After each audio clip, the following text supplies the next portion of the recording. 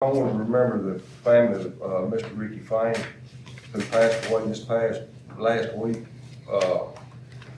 He was a great mentor, role model, teacher, coach, supervisor, friend to a lot of folks, and a lot of folks looked up to him. And he was really an asset to our community and our school system, and he's going to be missed. And we need to remember his family during our prayer time. We will have a pledge of allegiance, and then Reverend Marvin Hall is going to lead us in a prayer after our pledge.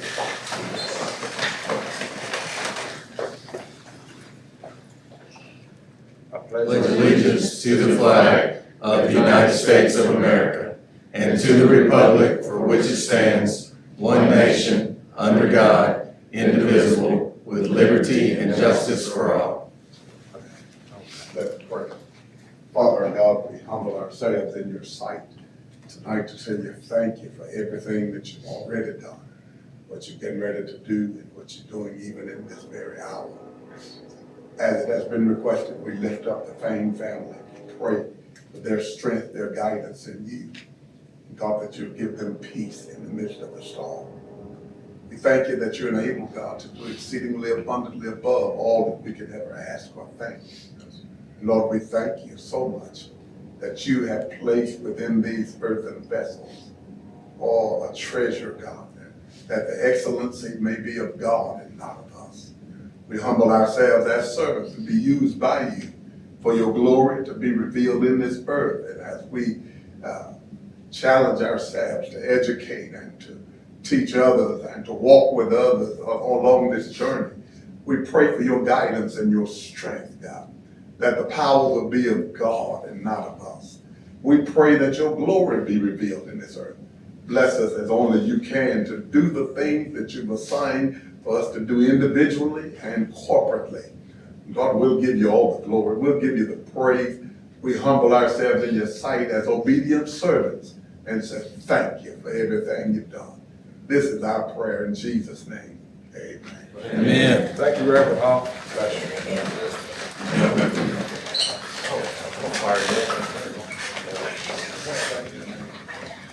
Do we have a motion to approve the agenda as presented?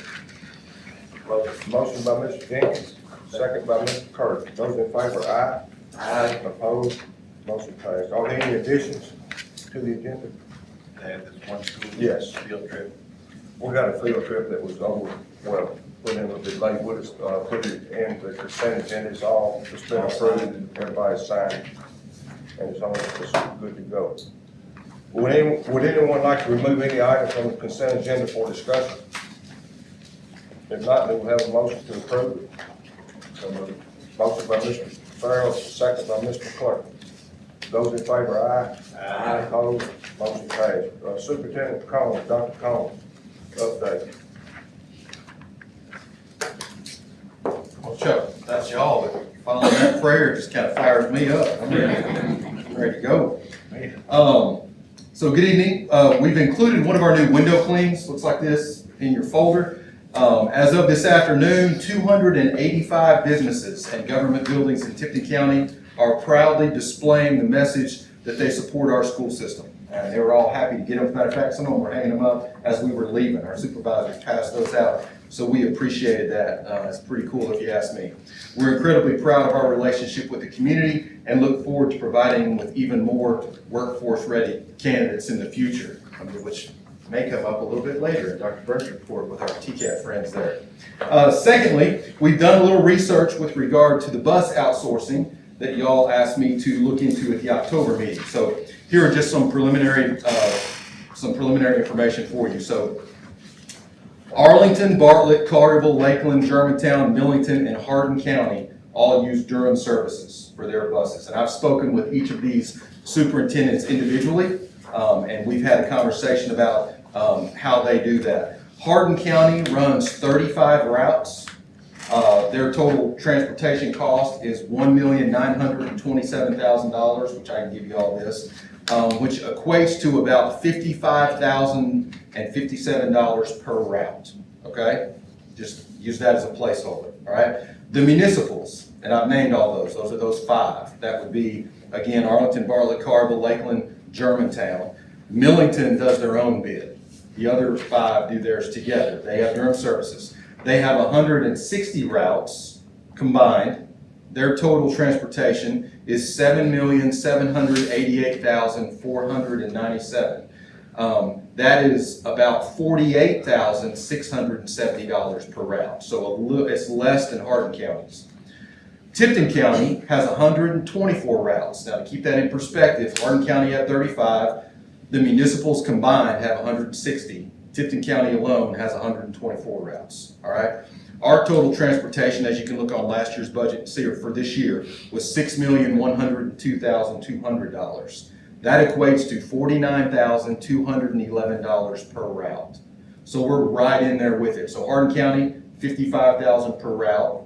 I'm rounding down, or up for them, I guess. The municipals, $48,600, and we are $49,211.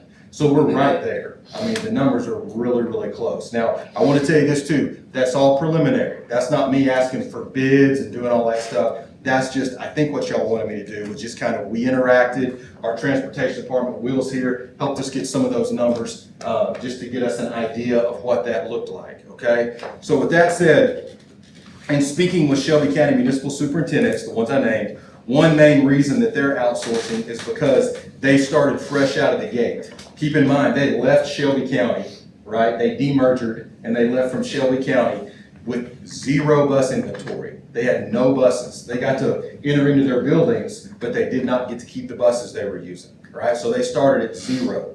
And that's one of the reasons that they decided on the onset to outsource, because they didn't have any buses. Not much of a choice if they want to get their kids to school, basically. For comparison purposes, we have about $12.5 million worth of buses in our inventory. And that's an inventory that we've been building long before I came to this county, and I've been here for 30 years. So that, I believe we were talking to Pepper this morning. He said he's been here for quite a while, named, back in the day when they had 70 buses. So we've been building that inventory for a while. Our inventory is around 12.5 million. Let me also reiterate, the main reason that I would be against any kind of contracted service for the buses is because we employ over 125 drivers and provide insurance for almost 60% of those drivers. Frankly, that's the main reason the number of them drive in the first place, if you talk to some of them. So I'm not overly enthusiastic about telling them that they may have to look for compensation or insurance elsewhere. That's just John. As I mentioned earlier, community is important for our schools. Talked about the little cleans a little bit ago. So, we'd like to keep that there. So again, I'm willing to put out bids for outsourcing if that's the will of the board, but I don't recommend that course of action. That's me, but that's y'all's decision to make, especially with the numbers as close as they are on our preliminary look. I can do more, but again, that's at the will of this board. I mean, you can instruct me to do so and I'll dig deeper. So that's y'all's call. It's an 4% increase too. And they're renegotiating, that's right, they're renegotiating, thank you, their contract with Durham for the next 3 year. They did like a 3-year piece. They're doing it again, and it's a 4% minimum increase to go with them again next year when they redo that. And that doesn't count field trips. It costs extra for shuttles, field trips, athletic events, all that. It costs more every time you do one of those because they don't have buses in-house.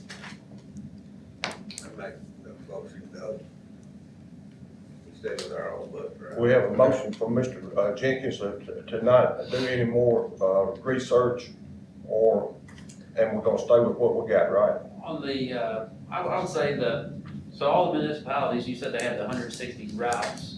How do they compare all those municipalities' number of students versus our number of students? Do you have any kind of estimate on that? Hold up just a minute. We have a motion and we need a second, and then we have a second by Mr.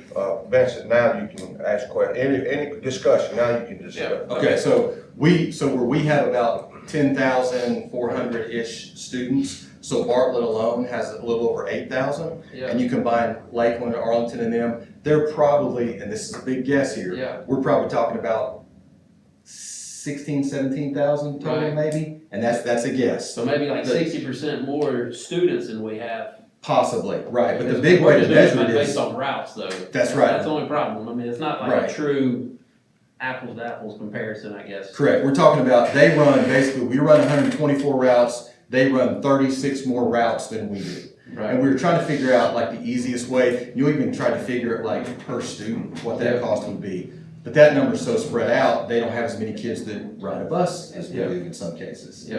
Because, you know, Ruley and Tipton County, we're so spread out from Mason Sure. to the backside of Drummond's over there, but we have, it's just so spread out. So routes was kind of the best initial And our measure. 49,000 per route includes everything associated with the whole Oh, yeah, transportation. and we part. have the buses, so I mean, you know, if they need to go on a trip for athletics or a That's field a trip good or whatever, benefit, yeah. we go right to our buses and get them. Not to mention, you know, this is just something else I'll just throw out there. So let's say that we had some kind of catastrophic event, Lord forbid, right? But it was anything from an active shooter to a weather situation, a fire, and we needed buses to evacuate kids like now. Yeah, We have them. sure, yeah, no, it's good. Where they have to call somebody and say, hey, can you get somebody over here, get this route? Yeah. We've got them. It's just, it's nice to have that. Yeah. It's kind of a double-edged sword. You know, Sure. we keep up with them, but at the same time, they're there when we need them. Are there any other questions from anybody? I think I appreciate the information because it kind of lets us know that we're in line doing just as Right. good as anybody else. And didn't you say, Steve, I'm all didn't you for say it. Not, that they No. would take over our buses? If, Would own the buses the now? two contracts that I looked at, that were just examples from other counties, one of them already had some buses that was absorbed, but the others didn't have any buses. But yes, if that was a contract, one of the things I've talked to them about is they would absorb our bus inventory. It could be a break in the contract too, it may be less money if they absorb our buses, but we lose all our buses. I mean, they're gone. But there's a lifespan to the bus though. It's limited to the number of years of service. Correct. That's why every year was, as Billy will, share, every year we have to add a certain number of buses Just to to keep keep up the our, rotation. yes, sir, yes, sir. Because after a certain number of, 18 hours years. and, is it 18 years as long as we. 18 work years, less. we have to rotate them out. They must be retired after 18 years. Are there any other questions? All those in favor of the motion, let it be known by saying aye. Aye. Opposed? Motion passed. All right, y'all, that's all I have. I will yield my time unless somebody else has any questions for me. Thank you, Dr. Combs. Yes, sir. Mr. Hunter Bennett. Construction update. Good evening, guys. So as far as the construction update, we do have the Montford High School Ag Department, who is currently very active in building their ag barn. They have put out to bid their greenhouse portion of that. Pretty impressive building. I would encourage you guys to swing by and take a look at it. Ann Johnson, she's on top of her stuff, guys. And we've had to recently, just for meeting purpose, just say, make sure we got our, T's crossed and I's dotted and whatnot. She's right on board, to say the least, because she's a hustler. Montford High's greenhouse has been put out to bid. It has actually been awarded, and Covington's has been awarded. I mentioned that in our last one. We haven't had a lot of progress in our construction. We had a curb for our HVAC project, which is looking to kick off the middle of next week, kick back off the middle of next week. The curbs that the units sit on, there was a delay in getting some of those in, but they have started rolling in, so we do look to get started on that also. We have met with with A2H for our softball field, just layouts to kind of give an idea of where and how they would fit on the proposed areas. We're waiting to, Covington's site, of course, they know where they are, waiting to get finalization from how Montford High will plan to proceed. Of course, Dr. Combs and you guys have approved $250 for their projects, and to see how they elect to spend those funds we're hoping to find something out here in the next few days. So, obviously, there's still been concerns on the Montford High lighting. We spoke to the rep again yesterday, and whenever they come back in for the baseball fields, like I informed you guys last month, they're gonna do a foot candle count. We're gonna see where we stand compared to everyone else. And, at that point, Dr. Combs makes plans to have whatever, something addressed, whether it's getting a proposal on what additional lighting, if necessary, what that would be. So I know there's still been much concern that, how would we make sure that everyone's treated equal? So that's where we stand on the Mumford football field lighting stadium. So when they do this, are they gonna do each field to kind of get a comparison? We're gonna do a foot candle Okay, count on good. each field. Yeah. That is, so everyone knows where everyone stands. Anxious to see the results. Yeah, well, and I'll tell you this too, so, I mean, we talked to the lighting guy yesterday, it was, Hunter and myself and Jeff were in the truck, we were driving around looking at the capital projects that we got going on, right? And they were giving me an update and all that. And, we talked to the lighting guy in the truck, and he's coming out, supposed to be here next week to start installing baseball and all that, and he'll give us that count when he's down here. But, as I was telling, Mr. Jenkins earlier, if it's determined that we need some more lights there, then y'all will see that request in December. I mean, I'll bring it before you. They'll give me some kind of a quote or something like that for how much it would cost to install a few more lights, and you'll see that in December. Yes, sir. It's not being taken lightly, it's just not a fast process, guys. So, obviously, it hasn't affected their ability to go 10-0. So congratulations to the Mumford Cougars on the successful It's just football season. people can see things different, you know what I mean?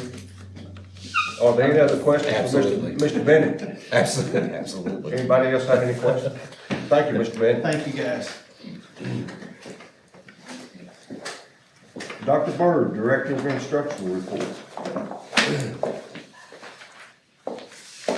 Thank you, Mr. Chairman. I'm gonna start tonight with, as I do each month, with our American Fidelity Teacher of the Month.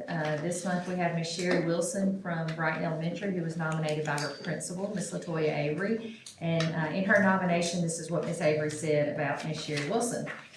Sherry Wilson has an amazing memory and makes all students feel valued, by knowing their names. Each student looks forward to participating in the newest activity she has planned for PE. They set goals in her class and celebrate when they are reached. Ms. Sherry also spends hours working with the enrichment team on car rider lanes. She looks out for the safety of all of us. Not only is she great to the students, but she is also a supportive colleague. BES is not BES without Ms. Sherry Wilson. So Ms. Sherry Wilson, if you will come up, I'd like to congratulate you for being our teacher of the month.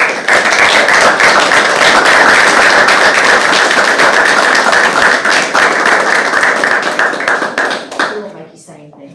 Okay. I've looked all my 31 years I've been here. Thank you. Good job. I've emailed you all a plan from each elementary school for how they're addressing, I know we've been talking about the third grade retention law this year, of how each school is addressing that retention law from before and after school tutoring to small group interventions, etc. Hopefully that you all received those. Families of all of our third grade students who attended the first 9 weeks parent-teacher conferences, which were last week and then this afternoon, were notified of this law and given a copy of it as well. And anyone who did not attend conferences will be receiving a phone call from an administrator at the school informing them about the law.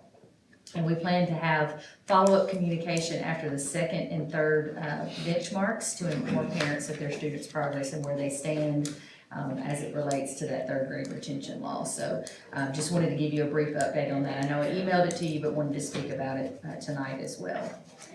And then Mr. Vincent has asked that we invite TCAT and Dyersburg State to give the board an update on dual enrollment. So tonight we have Dr. Yolanda Jones and Miss Amanda Heath here, and they are going to share a few minutes with you about TCAT and their programs and how our students are doing that. And Mr. Chair, when they finish that, we'll complete my report. But I'm going to give more time for these ladies. Excuse me, Rebecca, just first. Yes. I did have a question. Sure. You were talking about third grade. I made myself a note to ask you a question about it. Okay. I know we did benchmark tests on it, right, for everybody.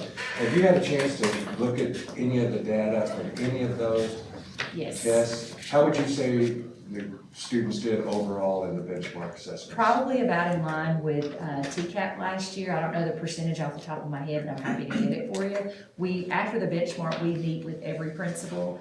Sometimes we go to the school, sometimes they come here. This time they came here and we had data meetings to discuss, not just third grade, but all students' progress on that benchmark. But it's in line with last year's TCAT. But I'll get you those percentages. Well, what I really wanted, if it's not too much trouble, now let me know if this is a hassle. Okay. If you could look specifically at the third grade benchmark results and project those, if you would. Imagine those were TCAT results and it's May of 2023. Would you like send us an email or something telling us what percentage of these third graders would require some sort of remediation? And yes, I can do that, because when we get those case results back, it gives us a projected proficiency rate. So it's just a matter of me pulling the report and sending it to you, so it's no hassle. But keep in mind that there are some, I can give you the raw data, but you also have to pull out certain students that would qualify for an exemption from the law, such as learning disability, English as a second language, et cetera. So it's not gonna be true, but I can give you the raw data. I don't want you to go into all that kind of Okay, detail. just the percentage. Yes, Okay, thank you. I will do that. Anything else? Okay. Thank you, Jones? Dr. Burke.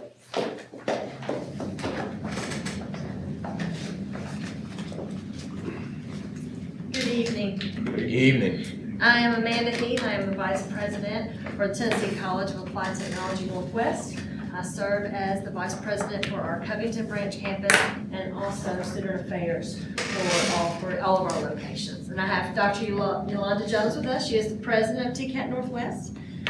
And so I want to thank you for the invite to speak to you tonight about our partnership with Tipton County Schools.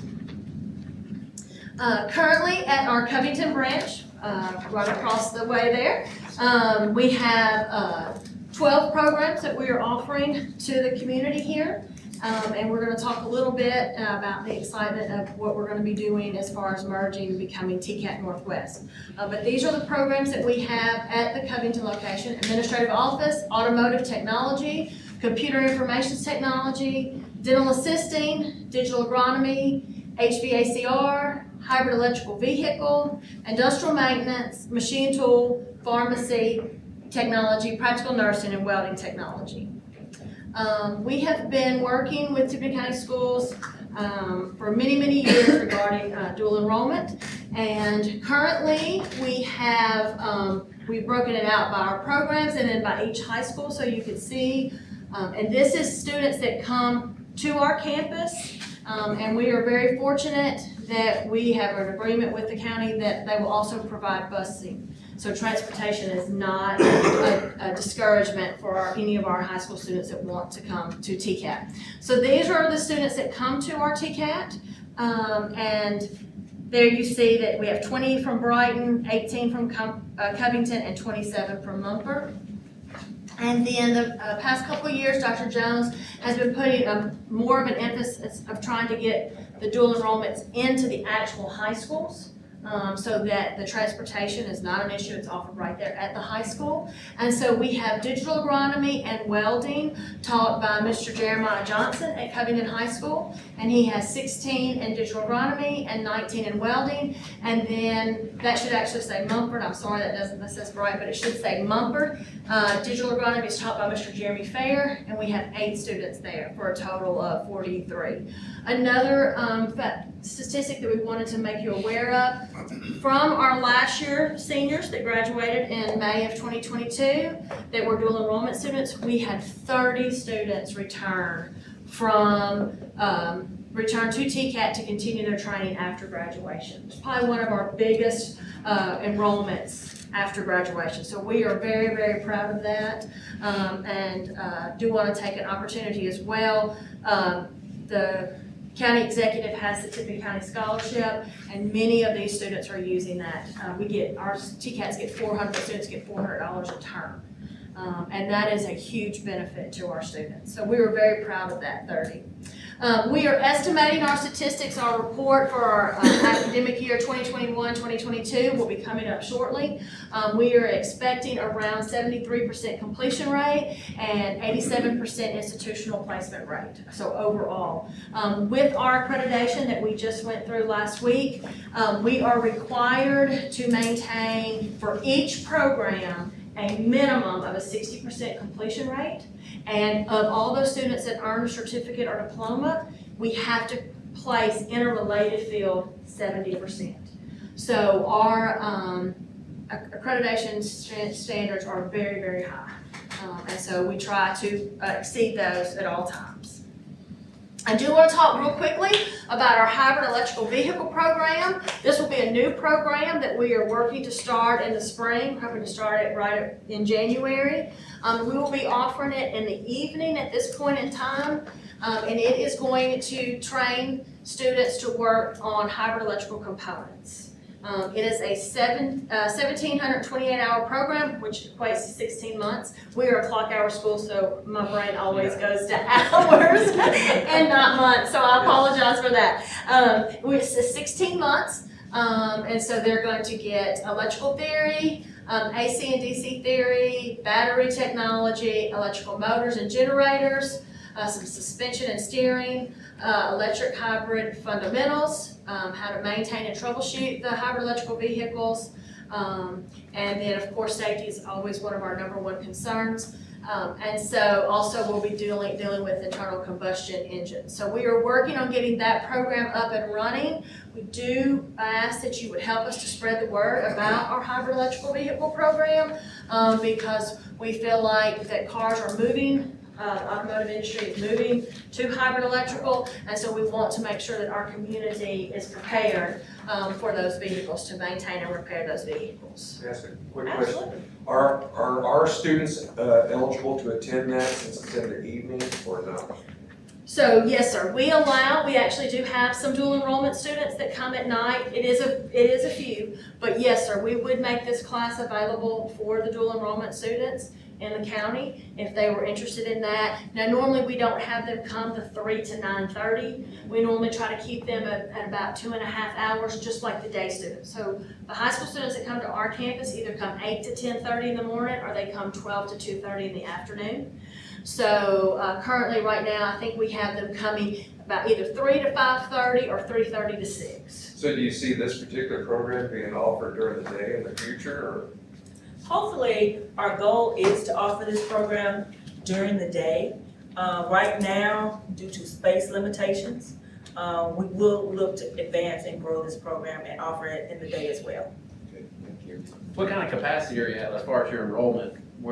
How much more enrollment could you have, or? So we could certainly use some more students in some of our programs, and we're trying to market those really, really hard. We are, though, and Dr. Jones may want to talk a little bit more on this, we are somewhat maxed at capacity as far as programs, and that's why we're offering hybrid electrical at night. Most of our programs will have 25 students. And so our Tennessee Board of Regents is pushing us to get more full-time students, but we want to also have training for the dual enrollments. And so we're going to talk a little bit about how y'all might be able to help us with that. But yes, we're not quite at max capacity at this point in time.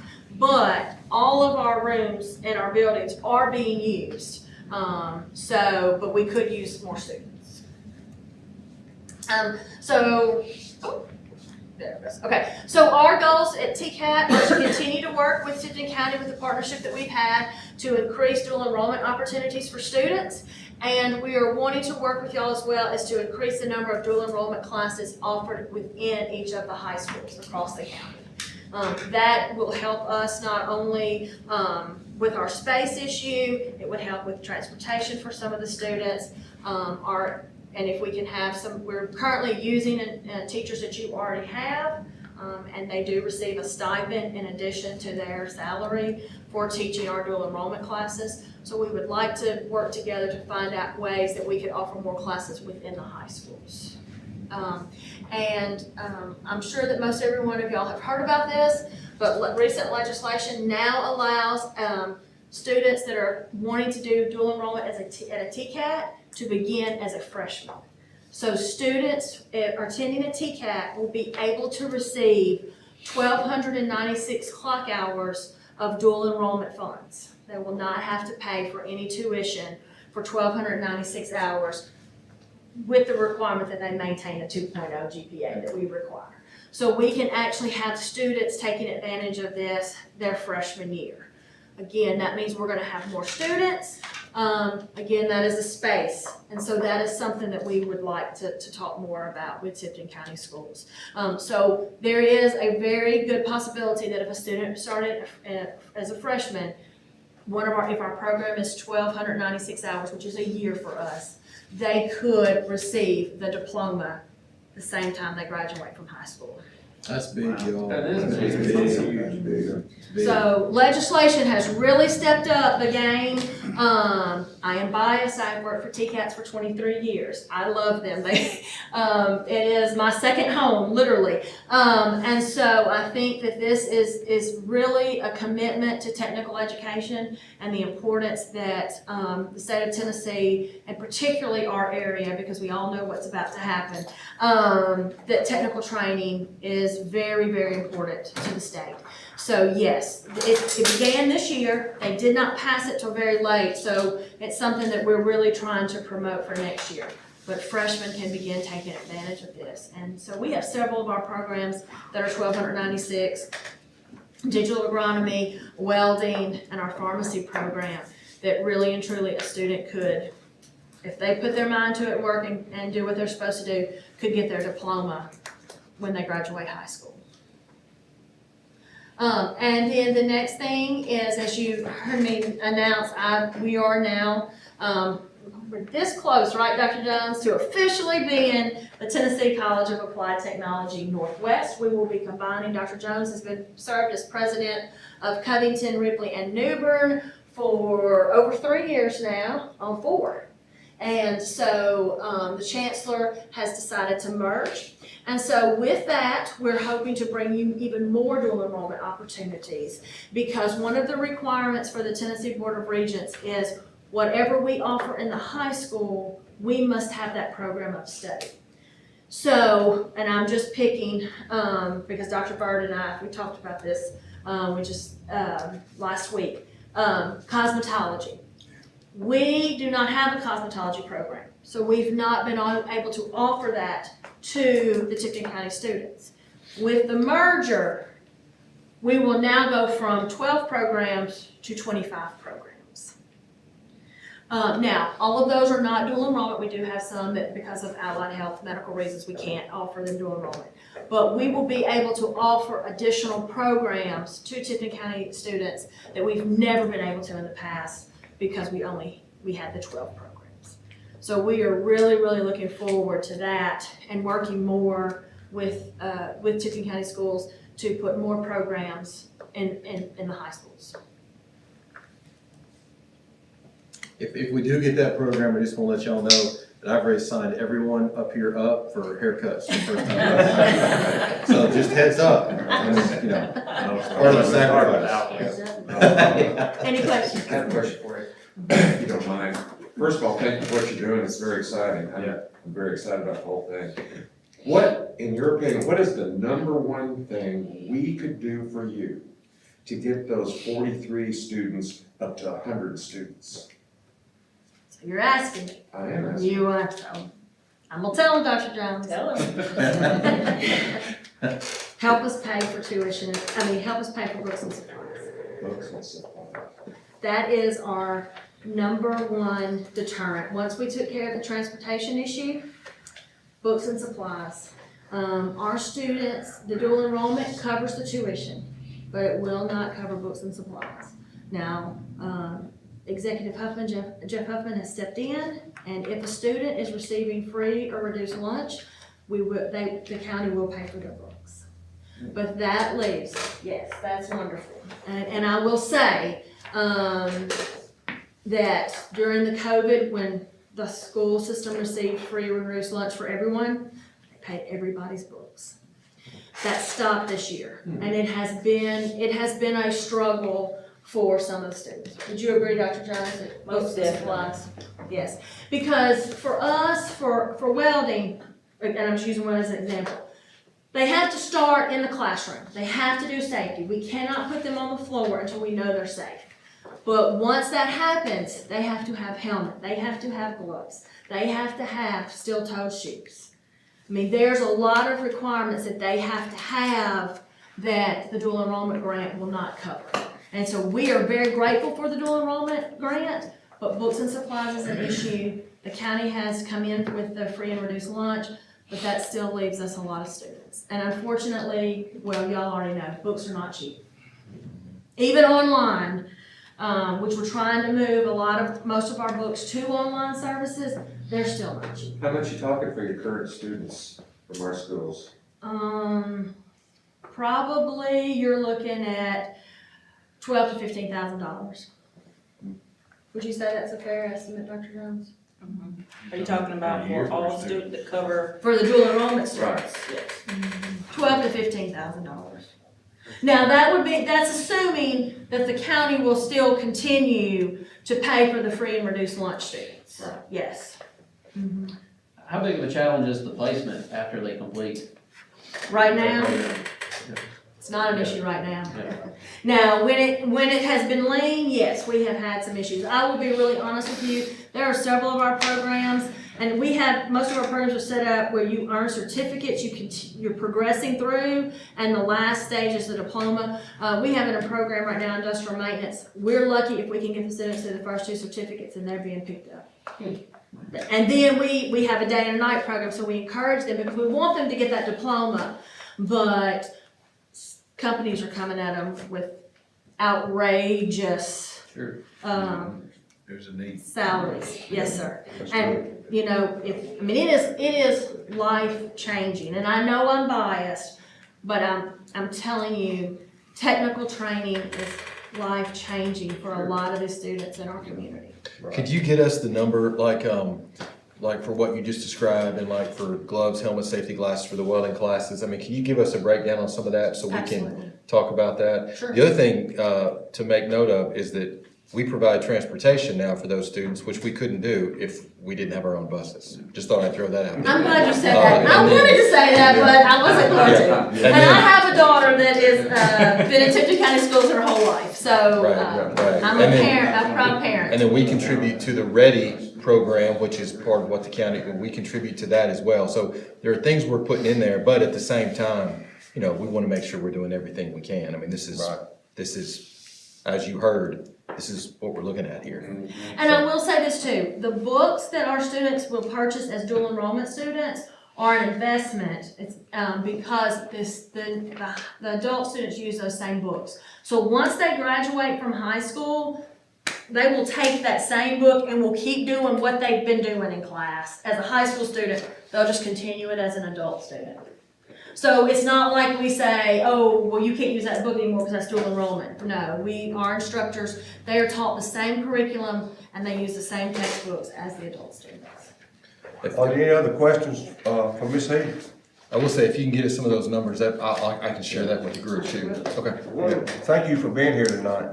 See you. Was that, Okay, I'm was sorry. that, 10, 12,000, was that per student per year or per? That's probably gonna be overall, That's 12 to total. 15,000 for That's the, total. yes, sir, yes, sir. And that's a quick estimate, I'll add it up, but I know that we've talked, to some other community representatives, and I'm gonna say 12 to 15 would be a fair. Again, that's assuming that the county will continue to pay for the free and reduced lunch Y'all students. allowed to ask, like businesses for We can accept donations. donations? Yes, sir, we We have, we have Harbor Freight now, and they do have a lot of good welding supplies and stuff like that, it might be something they might be interested to put toward our students, you know. Okay, all thank you, right, Ms. Heath. thank you so much. Thank you so much. Appreciate it. Great presentation. Thank you. Dr. Jones, are you next? Well, I think she was just traveling. I'm just traveling with her, I see your name on the agenda, so Well, anyway, you want to I add will a just few say, words? I will just say a couple Okay. words, just because I'm here, right? Okay. Ms. Amanda did an awesome job, but one of the things that I would like to add for my vision for our partnership is to grow our numbers. I think it's so important, especially in the time that we're living where technical training is so important. We get calls each and every day for a highly skilled workforce. Our number one battle with our students now are not only not staying in our programs for the diploma, but because the wages are so high now and they continue to increase, keeping them focused, saying this is important, and comparing that to the high wages that they're receiving right now. I will give you an example. We had a student 2 years ago graduate from our industrial maintenance program. This student graduated, 19 years old, making $23 an hour. I remember my day I graduated, $3.30, no, never mind. But anyway, as Miss Amanda stated, this is life-changing. In that short period of time, that same student has been promoted twice and is now making over $30 an hour. So what we do is so very important. So removing barriers, like Ms. Amanda stated, like a cost of equipment, books and supplies, expanding our program opportunities, moving these programs into the high school is my number one goal. That's how we grow our numbers, that's how we grow our workforce. Because of the limitations, the size of our institution, bringing more dual enrollment students in, we won't reach our capacity. So I must figure out a way to get these programs into the high school so there is no barriers and no limitations for growth for our students in Tipton County. Okay, I'm a graduate, I don't know, being called to graduate. I got, I think 1,800 hours in industrial maintenance from Coach Tech at the time. Wonderful class, I enjoyed it. Times have changed so much. When I was at that age, I tried and I knocked on doors, knocked on doors, took skills tests, and they looked at me and they went, "Your paperwork, great." And they'd see my face and they go, "You're so young. We need somebody with more experience." Now that they've learned, they want somebody young, you know. And then I was a young man, couldn't get a job nowhere with the skills and the paperwork, and now it's just flipped now. They want that new kid with the new fresh technology and stuff. It's awesome to be able to walk out of there and graduate making that kind of money, because I was doing good, pick up little scrap jobs, doing machine work, maintenance work for, I was making $10 an hour somewhere. I was walking. Walking in class. Don't you have industry now that come knocking on y'all's door, wanting people, but they're not finished with the program yet? Every right? day. Yeah. Every day. Yeah. And I will add to this, one of the key factors that made TCAT so great is our students leave from us with zero debt. We don't do student loans. When they start working, they're starting working in their jobs with zero debt and fully trained. That's correct. To me, that's invaluable. So the partnerships that we have here in this county, especially, we work every day, and I commend the focus that has been placed. When I began here, I think we had 6 dual enrollment students. Very small. And now how many do we have? We're over 70 with the off campus and on campus. And throughout all of our TCATs together, we have almost no, I'm gonna take that back. How many dual enrollment students do we have all together now? Oh, we're probably at 350 probably, because New Bern has a good amount, 400 maybe. About 400 dual enrollment students. So the focus that we have now is growing. With Blue Oval City, it will continue to grow, and there will be continued focus. Any other questions for Dr. Jones? Thank you for being here tonight. Okay, thank you. Thank you all. Hey, John, can I ask you a question? Yes, sir. How do we get the word out to our students that our dual enrollment people have almost a 90% placement and they're making good money and blah, blah, blah? How does that get to the students? Well, I mean, that information gets there through administration. They share it with their folks. You know, I believe you have a direct connection to one of the schools, don't you? Your sister is assistant principal at Brighton High School. That's Margaret Aldrin's sister. So, that gets there. We push it out as well, social media, all that kind of stuff. But I'm telling you, the best way to do it is going to be when we can start building it from middle school up. The best way, bar none. When we can start getting them hooked, and their parents, at the middle school level to see what they have coming, instead of walking in as a freshman and going, oh wait, now what is this? No, they can get little samplings of it in the middle school and see what they're getting into when they get there before they register for those classes. That's when I think we're gonna see a big difference, Mr. Benson. That's what we're pushing for. Absolutely. So that's at the middle school, just a general that shows all the different offerings. Absolutely, like a, almost like a related arts class, with different things we're looking at, but almost like a related arts class that's kind of a potpourri, so to speak, of all the offerings that would be there. Even, guest teachers from the high school come in and, talk with the kids, show them what they get to see, and so they get a sampling of it at the middle school level prior. There are a lot of kids that would think, man, I can't wait, I want to be an FFA, right? I want to be in the ag program when I get to high school, and they sample ag once they get there and go, I don't like this, I should have picked nursing, right? But it gives them that opportunity to see what's there, welding and all that prior to getting there. Absolutely. And when they do any of these dual enrollment, doesn't that meet like the Tennessee, like the ready graduate type criteria? Yes, sir. Box? Yes, sir. Some of those EPSOs, yes, sir. Absolutely. It's funny what you said about middle school and getting them ready for high school. That sounds just like building a high school band program to me. Same thing. You get them ready in middle school and go to high school. A feeder, just like athletics, just like band, just like, that's right. We're short on the uptake there. We should have figured that out a long time ago. But yes, sir. We're getting there. Yes, sir. Okay, Director of Operations report, Mr. James Fields. Mr. Fields? Good afternoon. Good afternoon. Dr. Jones, I'm glad to hear about that zero debt after they finished TCAT. Yes. I just finished paying off my student loans. 33 years. Mr. Chair, I appreciate you recognizing Ricky Fain. I want to add to that there's also going to be a Ricky Fain scholarship starting this year from some people that want to make that happen from now on.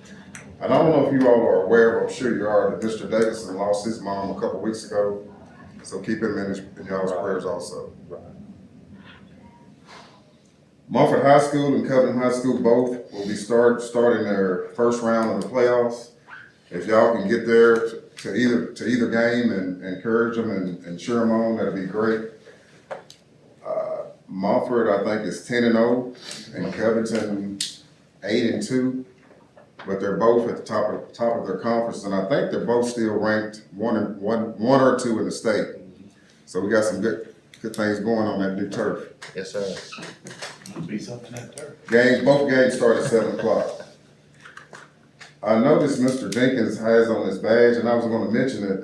If you all want a badge, it would be good whenever you do go into the games and people know who you are, or going into the schools. So if you want a badge made, you may already have them, I don't know. But if you want one made, just give me a holler, and I'll set you up with Ms. Penner. I'm happy to announce that we're up 60 kids now compared to the end of last year. So we're around 10,360. 60 doesn't sound like a lot, but if you've been losing 90, 95 kids a year for the last 20 years, that's a pretty big deal. And I commend you, Dr. Combs. He's doing a lot pushing to get kids to come to our district. We also have, correct me if I'm wrong, Ms. Renee, 58 out of district, and we're looking at 3 applications. Correct. So, hey, we got kids coming here. SACC, we only have 1 school in the district that has a waiting list. And that's very good news, because you got to understand when these parents call and say, hey, why can't my child get an after school program? That's not fair. It gets pretty heated. So we only have 1 school, and I think she has 30 on the waiting list down in Atoka. At the beginning of the year, I think we had 97 on the waiting list. So Ms. Tan is doing a good job, and we're constantly trying to hire workers. Do they not have I was gonna say, the reason they're on the waiting list is because of lack of workers or Yes, facilities? So it's We're workers. 1 to 10 supervision, and at the same time when we're hiring people, then those kids will get a job somewhere else. McDonald's paying $15 an hour. It's tough. Nutrition update: we're installing new dishwashers at Brighton Elementary, Crestview Elementary, and Mumford Elementary. Still experiencing food shortages. So basically, the same thing is going on there. The hugest challenge we have right now is that we're currently over $7,000 in the district from student charges. However, Ms. Matthews and the principals, they're planning and they're working to ways to clear the school debts. But that's gonna be a problem if it continues. When we had the COVID waivers, yeah, everything is fine with the parents.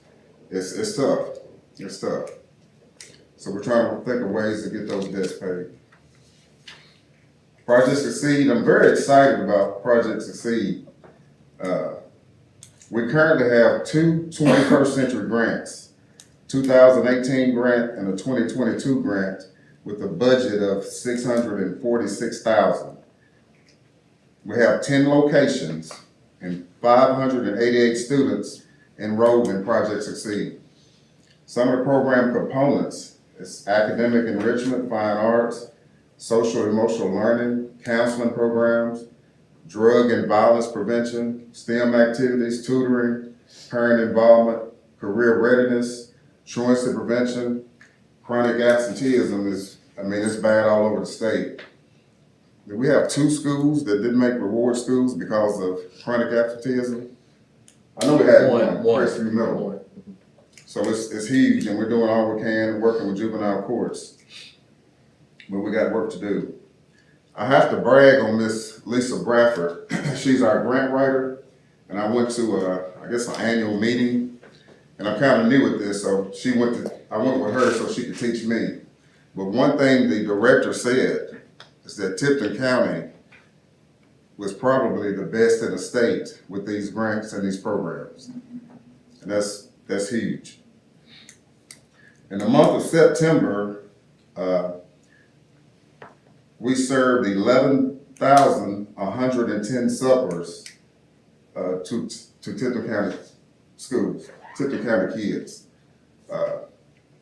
And you know as well as I do, sometimes those are the only meals they get during the day. So they get breakfast, lunch, and supper from us. That's all I have. Do you have any questions? Mr. Chair, I'm sorry, go ahead. I have one question. The out-of-district enrollment, what does the student have to do to enroll in Tipton County schools from out district? Well, they simply apply, and I approve it, along with Ms. Renee, she kind of helps me approve some of them. We look at attendance, grades, and discipline from the previous year, and if it's all good, we collect the money and let them in. $750. Right now. So right now, that's $750, and you have to provide your own transportation. Yes, Correct, yes, sir. yes, sir. And remember, the $750 is just their part. We get the state Oh, funding yeah, for plus the those. GDP funds. That's their part. Sir? About 7,500. Yes, sir. We get a good amount from them. Mr. Chair, if I could I lend Mr. Will some more time? Busby, is it correct? Yes, sir. Yes, Thank sir. you, But most of you know why I'm here. I do have a quick story if I could have just 1 minute. Okay. So like most of you, I grew up in Tipton County. I went to school at Tipton County Schools, and I always went to Brighton. Mr. Vincent was a 5th grade teacher there at Brighton, but I vividly remember the day that I was there in gym class, and they said they were going to introduce a new gym teacher, and that gym teacher was Miss Sherry Wilson, who's not here any longer, but was here earlier. Oh, wow. But I remember that day being at Brighton Elementary, her first day there, so I thought it was pretty cool. It's a circle of life. Yeah, that's right. That's right. And I'll add to like Project Succeed. Don't forget we provide transportation for that too. So that wasn't part of the bid that we talked about. So we transport all those kids as well. Correct. So yes, the reason I am here is if you look in your folders, we do have 2 different bids. One from Central State and one from Cumberland International. And my objective here is to seek approval to buy some buses. Obviously, we're going to go with the Cumberland International bid. How many buses are you talking about? We're going to buy 2 at the moment. Do we have a motion to purchase these buses as requested from Mr. Banner? A motion by Mr. Jenkins, second by Mr. McCann. Are there any questions about the bids? Those in favor, aye. Aye. Opposed, motion passed. Any more questions for me? With the bus situation, I know there's a lot of rumor going around about this diesel shortage we're coming up on. Yes. Do we have a contingency plan or? So we buy all our fuel right now from Wooten, and Wooten has expressed that they're not having any issues, they don't foresee any issues. So right now, I think we're in good shape. That big rumor mill is kinda got everybody on edge, and I was like, you know. It does. We've talked a lot about it, but I talked to Wooten, and they don't foresee any problems. So right now, we appear to be in good shape. Any other questions? Thank you, Mr. Randall. Yes, sir. Thank you. Thank you.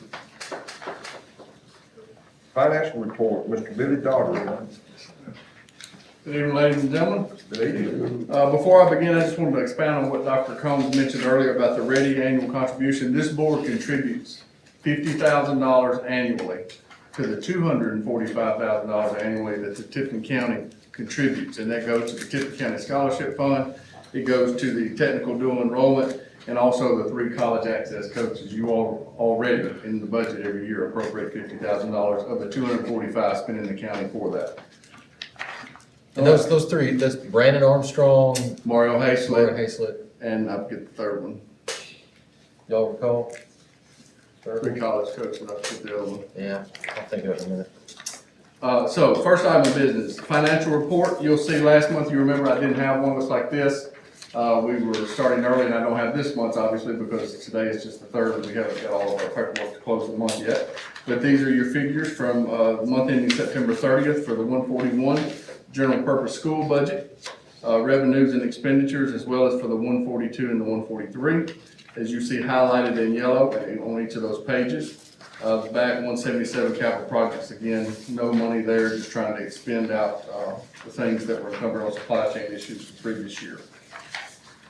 Be glad to answer any questions on the financial report. If not, Mr. Chairman, I ask that we spread them on the minute. Do we have a motion to approve the financial report? Motion by Mr. McCarthy, second by Mr. Benson. Any questions? Those in favor, aye. Aye. Opposed, motion passed. Thank you, Mr. Chairman. Next, I'd like to move to, with this budget amendment sheet.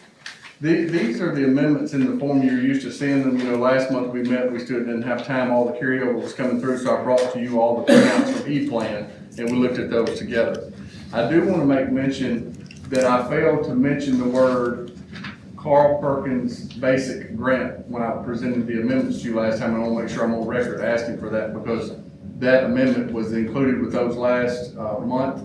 And so I want to make sure I say that out loud because it's on this form, and we're carrying these before the Finance Committee Monday for approval. You all approved these amendments last meeting. It just wasn't in this form that you typically see. So I wanted to make sure that I gave you this form and to also that $30,272.87 was not mentioned specifically by name in the amendment request last month. So I want to get that on camera that we're asking for that to be included with that consolidated and other grants we mentioned previously. So no really motion needed. Mr. Chairman, you've already approved the amendments unless you want to take one up individually. So, explain how the amendments work. Why, you know, if we have a budget, what's the amendment process? So to amend the budget, there's a number of things that can happen. So you gotta remember we're working with 4 funds, the 141 General Purpose School, the 142 Federal Project School Fund, the 143 Cafeteria Fund, and the 177 Capital Projects Fund. Within those 4 funds are a number of accounts, and those number of accounts are a number of object codes. We have the authority, Dr. Combs and I, and this board, to move money within accounts inside themselves as long as we don't touch personnel funding. We can do that as we see fit as long as we don't change the bottom line.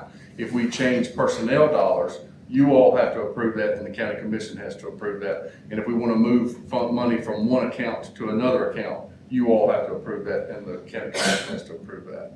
So that's kind of how the amendment process works. And so as you, obviously a budget is a working document. Yeah. The budget we're operating off of, we prepared in February of last year. Yeah. It's due to the county by May, and we don't even get our allotments and numbers until June and July. So there are changes that are coming. The budget you have before you today and that you approved last month is the 142 federal projects budget. That is so our fiscal year is July 1st through June 30th. of every year. The federal fiscal year is October 1st through September 30th. So when we're wrapping up our fiscal year, we freeze spending in June, obviously until we pass a budget in July. So we're still in the federal fiscal year spending money. All the carryover money that we didn't spend on June 30th always comes in August, September. That's when you always see a significant amount of amendments in the federal budget come that time. Yeah. And so what happens also is the funding in the federal projects fund follows the students and the demands that are of those students. And so what we may have thought was going to be the case with our student population in February may shift or change. And our grant projects, like a lot of times you all approve us to buy certain things, supply chain issues come up, we move the money, we have to spend the money by certain deadlines, so we have to change what we're spending the money on.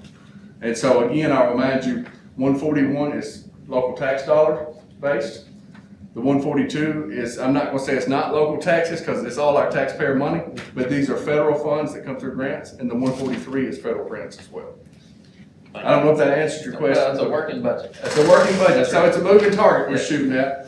And so we'll be back, obviously, as things change. You know, we had a number of retirements and position changes. I try to, it's my goal, however, is to make it limited on the number of times we have to come before this body to ask to move money.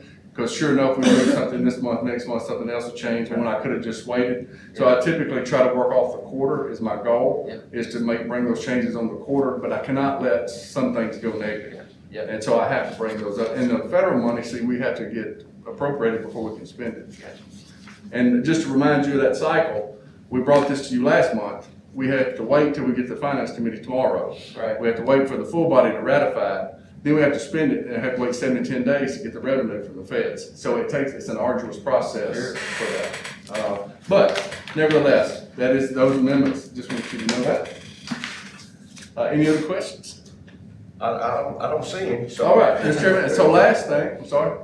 It's okay. Last thing, Dr. Fee at Morford High asked that we present tonight on their behalf a 3-year contract request for them to do business with school date books, where they want to sign a 3-year agreement to purchase their agenda books over the next 3 years for a contract total of $3,811.87. And so obviously they cannot approve, you two being the only two that can approve a contract with authority of this board that exceeds the fiscal year, so they're asking for that permission. 3,000? It's $3,811.87 for the next 3 years. It's for the, let me get the dates here. So it goes through the 23-24 school year, 24-25 school year, and 25-26. And when I talked to Dr. Fee to make sure I hadn't left anything out, she said essentially this is just locking the price in for the next 3 years to agree to do that. That's out of their funds, right? That's internal school funds, yes, sir. Do we have a motion to approve this? Motion by Mr. Jenkins, second by Mr. Kirk. Are there any questions? Those in favor, aye. Aye. Opposed, motion passed. Mr. Chairman, if you have no question for me, that concludes my report. Thank you, Mr. Daugherty. Thank you. Thank you. Dr. Combs, would you like to add anything else? Yes, two things real quick. First of all, I want to say thank you to this group for being transparent. I just want to say that out loud. For the authorization that you've given us to live stream and record these meetings, I've heard from multiple people how many times, how much they like to listen in, watch the recorded meeting, know what's going on in the meeting. They have the venue. It's like watching the ball game at the house, right? You get your own popcorn, sit on your couch, and you can watch it without having to show up. Yeah. So many people have said thank you for being able to see these things out loud. And it helps us. We can review. Sometimes when we don't have the minutes right, we can even look back and watch the video and go, okay, oh wait, they seconded that. That's who seconded that. So it's been very good. But I just want to say thank you to y'all for allowing yourselves to be transparent as elected officials. I think it's important that happens, and y'all put yourself in front of that camera, and I appreciate that. So thank you. I know the constituents do. The second thing is, you may have heard some shake-up with the SROs at Brighton. I know our Brighton folks have heard of that. We had just almost like a mass exodus of all 3 SROs from the Brighton schools. But I did receive an email from the mayor of Brighton maybe 3 or 4 hours ago, actually, and they have, looks like they've remedied that situation. So they are gonna have SROs at each one of the schools. The one at the high school, however, will have a later start date because of giving a notice somewhere else. However, Mr. Glenn Turner has reached out to the Sheriff's Department to see if they can cover that in the meantime until November 28th gets here, and then that'll be covered by an SRO. But it looks like the town of Brighton is taking care of that, and they should have those covered beginning pretty much immediately, except for the one. So I just want to say, thank you to the alderman and the mayor and all those who made that happen, because that was a big concern there for a minute. We've heard from a number of people, but looks like they're going to be able to get that covered. We have a Brighton commissioner here in the audience, so thank y'all for working on that. Looks like they're going to have that covered. So that's good. They were covered temporarily by the sheriff's department. We were working with them to do some increase, yes, but yeah, we're good right now. Yes, sir. Looks like it's going to work. That needs to be on record today, or did they do that? Oh, yes, sir. Yeah. Absolutely. And some overtime and some other things that we were doing. Yes, sir. Is there any other business? If there's no other business, do we have a motion to adjourn? Motion by Mr. McCann,